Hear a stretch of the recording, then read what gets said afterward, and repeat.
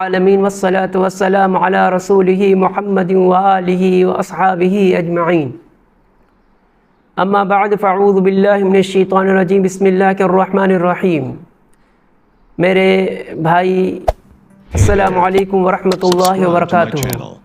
اس ویڈیو کے بنانے کا مقصد میرا یہ ہے کہ اس ویڈیو کے اندر میں آپ کو بتاؤں گا کہ انسان جب پیدا ہوتا ہے تو اللہ تعالیٰ اس کے ساتھ ایک حمزات اور ایک ملائک بناتا ہے۔ حمزہ جو ہوتا ہے وہ شیطان کی طرف سے ہوتا ہے،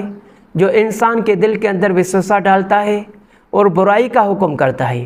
اور جو ملائک اللہ تعالیٰ انسان کے ساتھ بناتا ہے وہ بھلائی کا حکم کرتا ہے۔ یہ مسائل ہو جاتے ہیں، وہ اس کو عربی میں کہتے ہیں قرین بھی کہتے ہیں اور اس کو حمزات بھی کہتے ہیں۔ تو اس کی علامات ہیں، جب حمزات کی وجہ سے کسی بندے کو مرض لاحق ہو جاتے ہیں، اور اس مرض کی علامات ہیں، اگر کسی عورت کو یا کسی مرد کو یہ علامات نظر آ جائیں، یہ سمجھ جائیں کہ اس کے اوپر حمزات نے کچھ اثرات ڈالے ہیں، اس وجہ سے اس کے دل دماغ کے اوپر، جسم کے اوپر یا جو بھی رکاوٹیں ہیں آتی ہیں۔ اس کی پہلی علامت یہ ہے کہ اس کے اندر وسوسہ کی، وہم کی بیماری زیادہ ہو جائے گی۔ اگر وضو بنائے گا کہ وضو بنانے بھی اندر بھی وہ خود کو ایسے محسوس کرے گا کہ میرے پتہ نہیں وضو ہوا کہ نہیں ہوا، اس کو وہم ہو جائے گا۔ اگر نماز پڑھے گا تو نماز کے اندر بھی 2 رکعت پڑھا، پتہ نہیں 2 رکعت پڑھا، پتہ نہیں 3 رکعت پڑھا، پتہ نہیں 4 رکعت پڑھا، پتہ نہیں پڑھا ہی نہیں، ایسے اس کے دل کے اندر، دماغ کے اندر وسوسہ چلتا رہے گا۔ مانا گھر کے اندر وسوسات ہوں گے، مانا خود کو وہمی بنا دے گا۔ یہ سمجھ جائیں اگر کسی کو ایسی بیماری ہے، یہ سمجھ جائیں کہ اس کو حمزات کی وجہ سے بیماری لاحق ہے۔ دوسری علامت یہ ہے کہ وہ اس کی یہ ہے کہ سینے میں ایسے محسوس کرے گا یہ میرا سینہ تنگ ہو گیا ہے، اور اس کی دل کی دھڑکنا زیادہ ہو جائے گی، اور خود کو ایسے محسوس کرے گا میرا دل قبض ہو رہا ہے، بند ہو رہا ہے۔ تو یہ بھی علامات ہیں حمزات کی طرف سے۔ اور تیسری علامات ہے کہ خود کو اکیلا ہی پسند کرے گا۔ اگر آدمی آ جائیں کہ گھر کے اندر پریشان ہو جائے گا، اور کوئی باہر نہیں گھومنے کے لیے دوستوں کے ساتھ جائے گا، اور وہ پسند کرے گا کہ میں اکیلا بیٹھ جاؤں کسی کمرے کے اندر، کسی جگہ کے، چاہے عورت ہو چاہے مرد ہو، دونوں کے لیے یہی علامتیں ہیں۔ تو وہ خود کو کہے گا، میں اکیلا ہی کو پسند کرے گا، باہر گھومنے کو نہیں چاہے گا، اٹھنے بیٹھنے کو نہیں چاہے گا، بس وہ کہے گا مجھے چھوڑ دو کسی اکیلے کمرے کے اندر،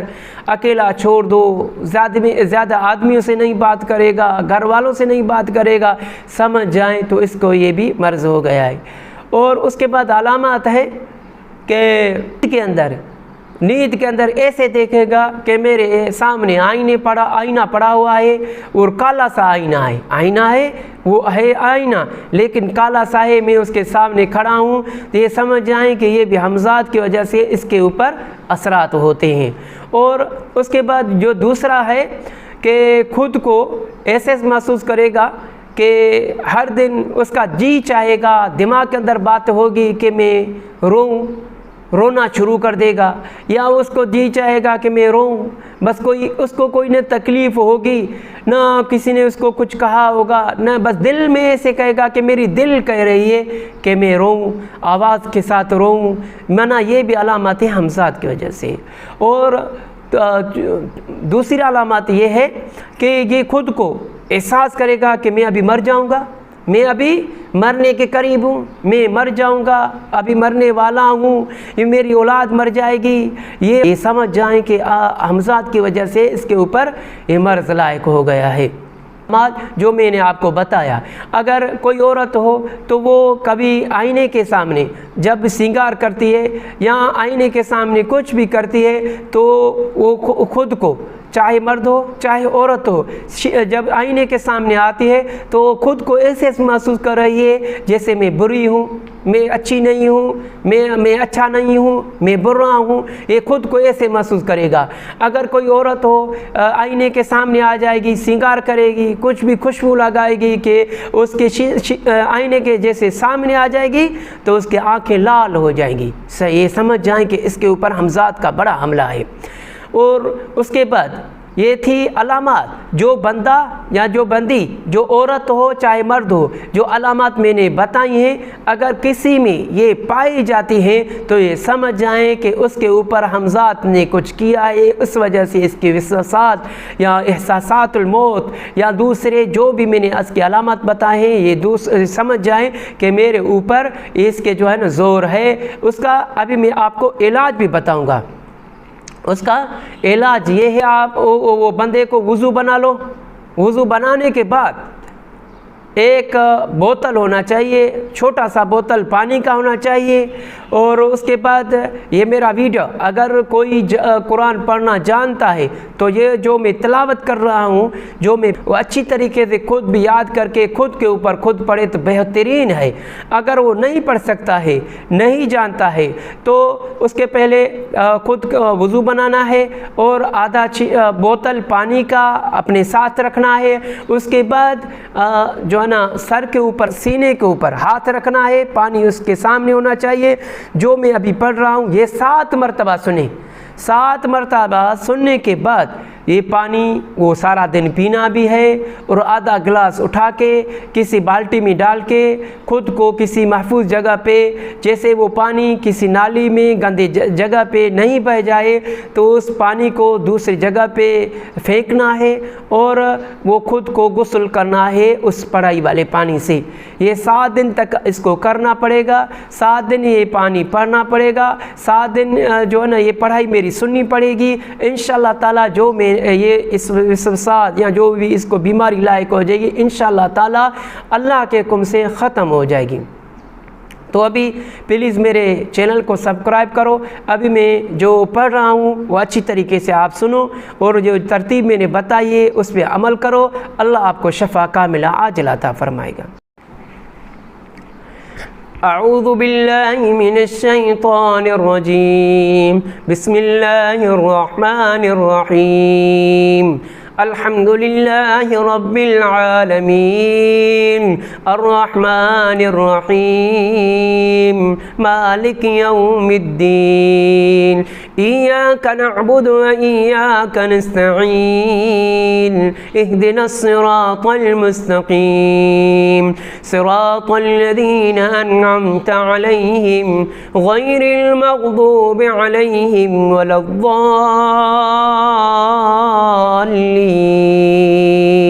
आमीन। बिस्मिल्लाहिर्रहमानिर्रहीम, अलिफ लाम मीम, ज़ालिकल किताबु ला रैब फ़ीहि हुदल लिल्मुत्तक़ीन अल्लज़ीना युमिनूना बिल ग़ैबि व युक़ीमूना अस्सलाता व मिम्मा रज़क़नाहुम युनफ़िक़ून, वल्लज़ीना युमिनूना बिमा उन्ज़िला इलैका व मा उन्ज़िला मिन क़ब्लिक व बिल आख़िरति हुम युक़िनून, उलाइका अला हुदम मिन रब्बिहिम व उलाइका हुमुल मुफ़्लिहून। अऊज़ु बिल्लाहि मिनश शैतानिर रजीम, वत्तबअू मा तत्लु शयातीन अला मुल्कि सुलैमान वमा कफ़र सुलैमान वलकिन्न शयातीन कफ़रू युअल्लिमूना अन्नास सिह्र वमा उन्ज़िला अलल मलकैनि बिबाबिल हारूत व मारूत वमा युअल्लिमानि मिन अहदिन हत्ता यक़ूला इन्नमा नहनु फितनतुन फला तकफुर फयतअल्लमून मिन्हुमा मा युफ़र्रिक़ून बिही बैनल मर्इ व ज़ौजिहि वमा हुम बिज़ार्रीन बिही मिन अहदिन इल्ला बिइज़्निल्लाह वयतअल्लमून मा यज़ुर्रुहुम वला यंफ़अुहुम वलक़द अलिमू लमन इश्तराहु मा लहु फ़िल आख़िरति मिन ख़लाक़ वलबिअस मा शरौ बिही अन्फुसहुम लौ कानू यअलमून। أعوذ بالله من الشيطان الرجيم الله لا إله إلا هو الحي القيوم لا تأخذه سنة ولا نوم له ما في السماوات وما في الأرض من ذا الذي يشفع عنده إلا بإذنه يعلم ما بين أيديهم وما خلفهم ولا يحيطون بشيء من علمه إلا بما شاء وسع كرسيه السماوات والأرض ولا يؤوده حفظهما وهو العلي العظيم. أعوذ بالله من الشيطان الرجيم آمن الرسول بما أنزل إليه من ربه والمؤمنون كل آمن بالله وملائكته وكتبه ورسله لا نفرق بين أحد من رسله وقالوا سمعنا وأطعنا غفرانك ربنا وإليك المصير. لا يكلف الله نفسا إلا وسعها لها ما كسبت وعليها ما اكتسبت ربنا لا تؤاخذنا إن نسينا أو أخطأنا ربنا ولا تحمل علينا إصرا كما حملته على الذين من قبلنا ربنا ولا تحملنا ما لا طاقة لنا به واعف عنا واغفر لنا وارحمنا أنت مولانا فانصرنا على القوم الكافرين. بسم الله الرحمن الرحيم ألف لام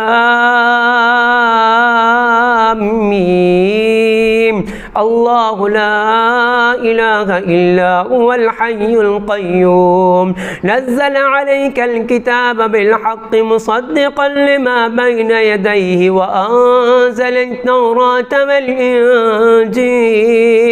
من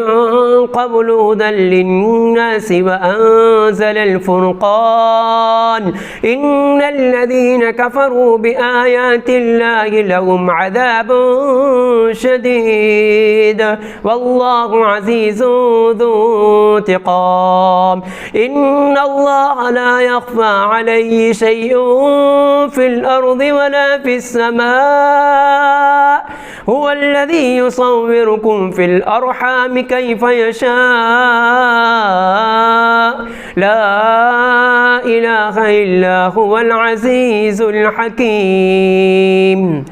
أعوذ بالله من الشيطان الرجيم شهد الله أنه لا إله إلا هو والملائكة وأولو العلم قائما بالقسط لا إله إلا هو العزيز الحكيم إن الدين عند الله الإسلام وما اختلف الذين أوتوا الكتاب إلا من بعد ما جاءهم العلم بغيا بينهم ومن يكفر بآيات الله فإن الله سريع الحساب. بسم الله الرحمن الرحيم رب أعوذ بك من همزات الشياطين رب أعوذ بك من همزات الشياطين وأعوذ بك رب أن يحضرون رب أعوذ بك من همزات الشياطين وأعوذ بك رب أن يحضرون الشيطان الرجيم أفحسبتم أنما خلقناكم عبثا وأنكم إلينا لا ترجعون فتعالى الله الملك الحق لا إله إلا هو رب العرش الكريم ومن يدع مع الله إلها آخر لا برهان له به فإنما حسابه عند ربه إنه لا يفلح الكافرون وقل رب اغفر وارحم وأنت خير الراحمين أعوذ بالله من الشيطان الرجيم بسم الله الرحمن الرحيم والصافات صفا فالزاجرات زجرا فالتاليات ذكرا إن إلهكم لواحد رب السماوات والأرض وما بينهما ورب المشارق إنا زينا السماء الدنيا بزينة الكواكب وحفظا من كل شيطان مارد لا يسمعون إلى الملأ الأعلى ويقذفون من كل جانب دحورا ولهم عذاب واصب إلا من خطف الخطفة فأتبعه شهاب ثاقب فاستفتهم هم أشد خلقا أم من خلقنا إنا خلقناهم من طين لازب بسم الله الرحمن الرحيم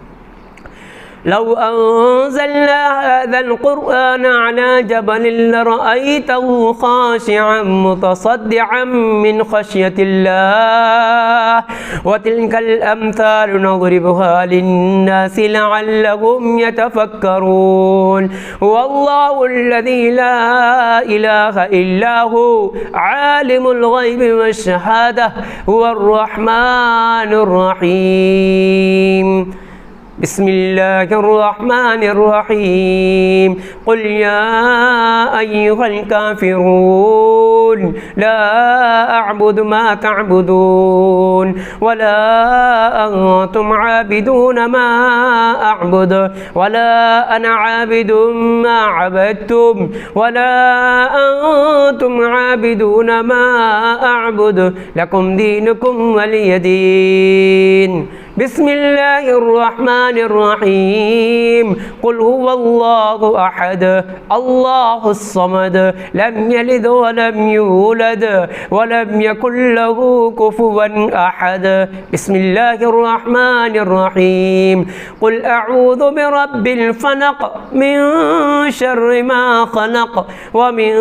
شر غاسق إذا وقب ومن شر النفاثات في العقد ومن شر حاسد إذا حسد بسم الله الرحمن الرحيم قل أعوذ برب الناس ملك الناس إله الناس من شر الوسواس الخناس الذي يوسوس في صدور الناس من الجنة والناس بسم الله الرحمن الرحيم أعوذ بكلمات الله التامات من شر ما خلق أعوذ بكلمات الله التامات من كل شيطان وهامة ومن كل عين لامة بسم الله الذي لا يضر مع اسمه شيء في الأرض ولا في السماء وهو السميع العليم اللهم صل على سيدنا ومولانا محمد وآله وأصحابه أجمعين.